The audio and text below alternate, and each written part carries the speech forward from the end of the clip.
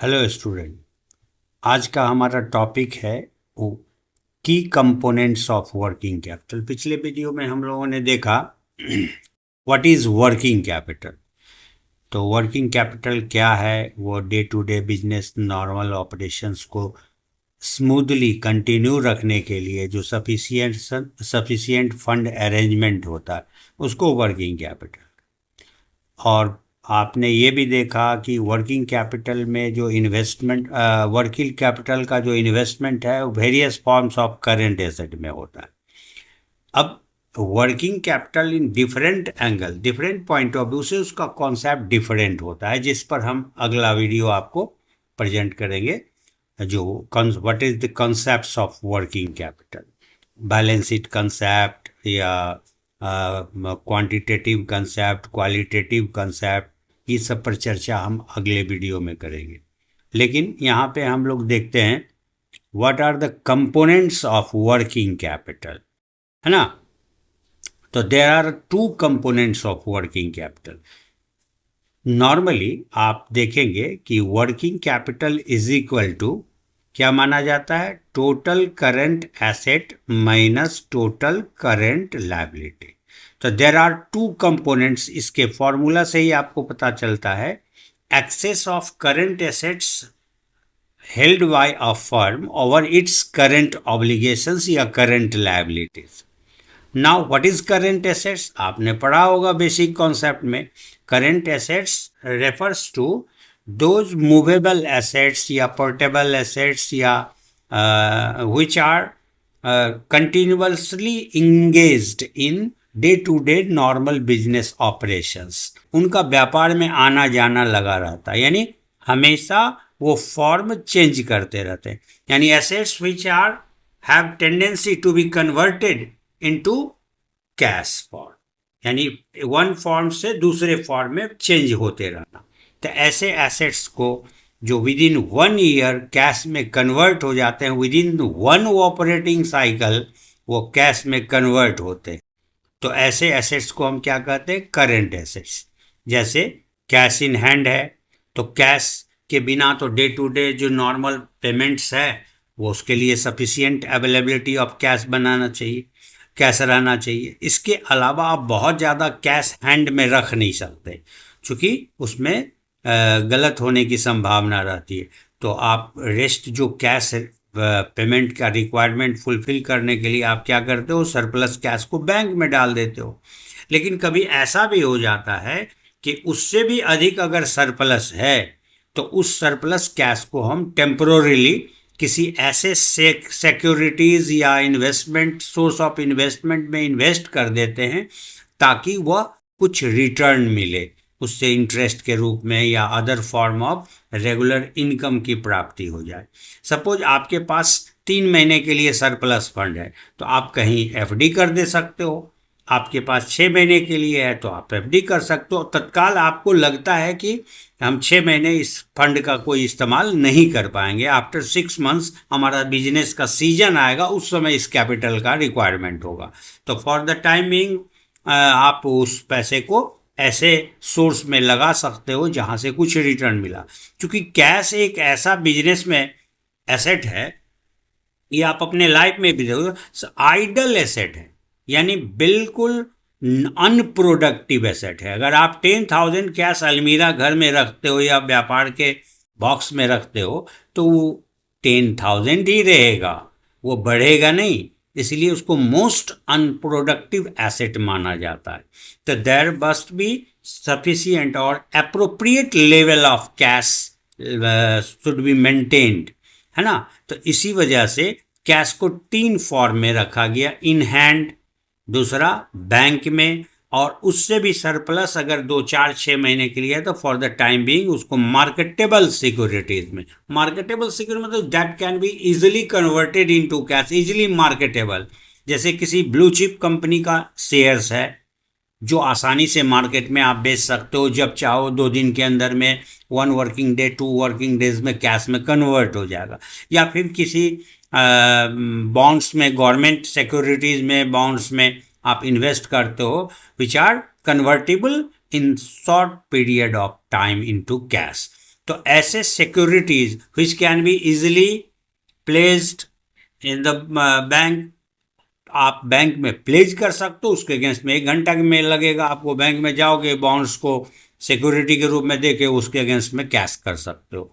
तो इस तरह का जो सिक्योरिटीज है तो वह भी कैश को, लेकिन फायदा क्या हुआ कि 6 महीने के लिए आपने उसमें इन्वेस्ट कर दिया, 6 महीने के बीच में भी जरूरत पड़ेगा तो उसको अनलॉक करके आप इस्तेमाल कर सकते हो, अपने कैश फॉर्म में ला सकते हो। तो ऐसे सिक्योरिटीज में तो 3 प्रकार से कैश रखा जाता है। तो इसको हम वर्किंग कैपिटल के रूप में एक कंपोनेंट मानते हैं, जिसको कोर कंपोनेंट कहता है। वह है core component of working capital. Core components of working capital की बात करें तो इसको आप कह सकते हो एक आइटम हो गया कैश, क्योंकि कैश के बिना बिजनेस ऑपरेट करना संभव नहीं है, पहला हो गया। अब दूसरा आप गौर करो, बिजनेस या तो आप ट्रेडिंग का कर रहे हो या मैन्युफैक्चरिंग का कर रहे हो। बिजनेस को का जॉब प्रोफाइल क्या है? ट्रेडिंग का मतलब होता है परचेजिंग एंड सेलिंग, यानी फिनिश्ड गुड्स को किसी दूसरे कंपनी या इंडस्ट्री के द्वारा बनाए गए प्रोडक्ट को परचेज करना कम प्राइस पे और अधिक प्राइस पे, जो लिस्ट प्राइस है उस पर बेचना। तो ट्रेडिंग एक्टिविटीज करते हो तो आपको गुड्स तो खरीदना पड़ेगा, है ना। तो गुड्स का स्टॉक मेंटेन करना पड़ेगा। जितने वेराइटीज ऑफ प्रोडक्ट में आप डील करोगे, बिजनेस ट्रेडिंग करोगे, उतने प्रोडक्ट में कैपिटल हमेशा इंगेज रखना पड़ेगा। तो दूसरा जो मेजर आइटम कंपोनेंट्स जो वर्किंग कैपिटल का होता है उसको कहते हैं इन्वेंट्रीज, है ना। इन्वेंट्रीज या इसी को कहते हैं स्टॉक इन ट्रेड, यानी व्यापार के लिए जो हमें स्टॉक्स मेंटेन करते हैं। कभी कभी इसको कुछ लोग मर्केंडाइज आदि नामों से भी पुकारते हैं। मर्केंडाइज यानी मर्चेंट, यानी व्यवसाय का काम। मर्चेंट मीन्स क्या होता है? व्यवसायी। और उसी से बना मर्केंडाइज या सप्लाइज आदि वर्ड से भी इस्तेमाल करता है, लेकिन पॉपुलर नाम 2 ही है, स्टॉक है या इन्वेंट्री है। ओके। अब थर्ड जो मेन कंपोनेंट हो जाता है, जिसके बिना बिजनेस बहुत छोटे रूप में आ जाता है। जैसे व्यापार हम करते हैं, चाहे मैन्युफैक्चर करके सेल करने का काम कर रहे हो या परचेज करके सेल करने का काम हो, ट्रेडिंग एक्टिविटी। तो अगर केवल सेल जो देखा जाए तो 2 तरह से होता है, cash basis and credit basis. अगर केवल बिजनेस को कैश बेसिस सेलिंग में या डीलिंग में रखा जाए तो बहुत कम ऐसे लोग होंगे कि डाउन पेमेंट करके एट ए टाइम आपसे परचेज करें। आप अगर बड़े स्केल पर बिजनेस कर रहे हो, जैसे होलसेल बिजनेस कर रहे हो, है ना, या मैन्युफैक्चरर हो, तो आप जिनको सप्लाई दोगे वो सब क्रेडिट अवेल करना चाहेंगे कि हमको 15 दिन का मोहलत मिले, 15 दिन का टाइम मिले, 1 महीने का टाइम मिले, ताकि मैं इनसे प्रोडक्ट लेकर के मार्केट में बेच लूँ और तब रिकवरी हमारा जब आ जाएगा तो हम उनको पेमेंट कर देंगे। तो टाइम क्रेडिट सबको चाहिए, क्रेडिट पीरियड अलाउ करना पड़ता है, तो बिजनेस का सेल बढ़ता है, टर्नओवर बढ़ता है। नहीं तो कैश वाले कस्टमर ही आपके पास आएंगे। हमेशा बड़े व्यापारी का कस्टमर कोई कंज्यूमर के रूप में ही कस्टमर्स नहीं होते। आप गौर करो, होलसेलर किससे खरीदता है? मैन्युफैक्चरर से या सीएनएफ एजेंसी से। तो आप गौर करो, सीएनएफ एजेंसी या मैन्युफैक्चरर का कस्टमर कौन हुआ? ये होलसेलर हुआ। और रिटेलर किससे खरीदता है? होलसेलर से खरीदता है। तो होलसेलर का कस्टमर कौन हुआ? रिटेलर्स। और रिटेलर से हम लोग कंज्यूमर्स खरीदते हैं। तो कस्टमर का मतलब केवल कंज्यूमर ही नहीं होता, तो कस्टमर्स का डिफरेंट सेगमेंट है। तो कहने का मतलब है, आप जब तक क्रेडिट नहीं सेल करते हो आपका टोटल टर्नओवर नहीं ज़्यादा होगा। जब टर्नओवर ज़्यादा नहीं होगा यानी सेल ज़्यादा नहीं होगा तो प्रॉफिट अर्निंग भी शॉर्ट हो जाएगा। तो मैक्सिमाइजेशन ऑफ प्रॉफिट के लिए मैक्सिमाइजेशन ऑफ सेल चाहिए। अब मैक्सिमाइजेशन ऑफ सेल के लिए cash basis sale and credit basis sale दोनों अलाउ करना होता है। तो जब भी हम क्रेडिट सेल करते हैं तो for a particular period of time, वो firm to firm, industry to industry vary करता है। किसी का क्रेडिट पीरियड मैक्सिमम 1 मंथ का हो सकता है, किसी का 1.5 मंथ्स हो सकता है, किसी का 15 डेज हो सकता है। तो उतने दिन तक आपका कैपिटल अगले व्यापारी के पास चला गया। आपने 1 महीने के लिए उधार दिया, 10 लाख का कोई सेल किसी के साथ आप क्रेडिट सेल किए, तो 10 लाख का कैपिटल जो अभी आपके हाथ हाथ में आ जाता, वो कहाँ चला गया? उस व्यापारी के यहाँ, यानी वो इस्तेमाल करेगा आपके कैपिटल का। तो कैपिटल जो रनिंग था उसी से ना आप गुड्स परचेज किए थे, और जो परचेज किए उसी को आपने किसी और को क्रेडिट के रूप में सप्लाई कर दिया। तो ये अकाउंट रिसीवेबल या ट्रेड रिसीवेबल, पॉपुलर नाम है ट्रेड रिसीवेबल, ट्रेड रिसीवेबल्स उसको कहते हैं। यानी ये 3 के बिना बिजनेस हो ही नहीं सकता। इसके अलावा अदर करेंट एसेट्स का हमने लिस्ट बताया, उस लिस्ट के अलावा आइटम हो या ना हो, लेकिन ये 3 है। इसको क्या कहते हैं? Core components of working capital. क्या कहते हैं? Core components of working capital. हमेशा ध्यान रखें कौन कौन? Cash, inventory and trade receivables. Trade receivables का अदर नेम भी आ जाता है, जैसे कि आप बुक डेब्ट्स बोलते हो, यानी पुस्तकीय देनदारियां। यानी बुक बता रहा है कि इतना पैसा हमको कस्टमर से वसूल करना है। और आप दूसरा नाम इसका बता सकते हो डेटर्स या सन्ड्री डेटर्स, आप देखते होगे अकाउंटिंग में, है ना। तो ये सब, या सीधा सीधी रिसीवेबल्स का भी टर्म यूज किया जाता है। तो सभी को मिला करके बिल्स रिसीवेबल भी रहता है। बिल्स रिसीवेबल वो बिल जिसका पेमेंट लेना है, या इसी को शॉर्ट फॉर्म में हम लोग BRB लिख देते हैं, है ना। तो ये ट्रेड रिसीवेबल्स कंपैक्ट यानी कॉमन वर्ड है ट्रेड रिसीवेबल्स या simple term receivables. These are core current assets. इसी तरह अगर हम देखें करेंट एसेट्स, इसके अलावा जब हम बिजनेस ऑपरेट करते हैं तो बहुत सारा एसेट क्रिएट होता है। जैसे किसी एम्प्लॉय को आपने एडवांसेस दे दिया, इन्वेंट्री, ट्रेड रिसीवेबल तो समझ गए। एडवांस हमने सैलरी दे दिया तो उसको प्रीपेमेंट्स भी कहते हैं। अच्छा, प्री पेमेंट्स,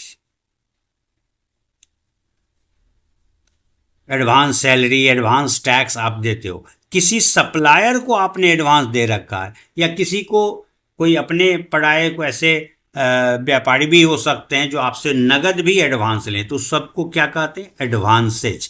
तो आपका कैश किसी और के पास 10 दिन 1 महीने के लिए चला गया तो वह एक प्रकार का आपने लोन प्रोवाइड किया, लेकिन आपका बिजनेस लोन देना नहीं है, और व्यावहारिक बिजनेस के व्यावहारिकता में डीलिंग में आपने एडवांसेस दे दिया।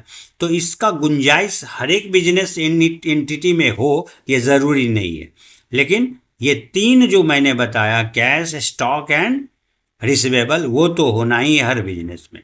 नेक्स्ट है एक्रूड इनकम, यानी income earned but not received.